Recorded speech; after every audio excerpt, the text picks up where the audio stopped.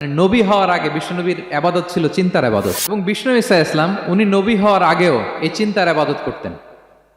তিনি হেরা গুহায় চলে যেতেন, কাবা থেকে 6 কিলোমিটার উত্তরে, 634 মিটার উঁচু, যা বলে নূরের উপরে একটা কেইভ আছে, গুহা, এটার নাম হচ্ছে গারে হেরা। ওখানে বসে বসে তিনি এই চিন্তা করতেন। তার মানে নবী হওয়ার আগে বিশ্বনবীর আবাদত ছিল চিন্তার আবাদত। নবী হিসেবে অ্যাসাইন্ড হওয়ার আগে বিশ্বনবীর আবাদত কি ছিল বলেন তো? নামাজ পড়া, কোরআন তেলাওয়াত করা।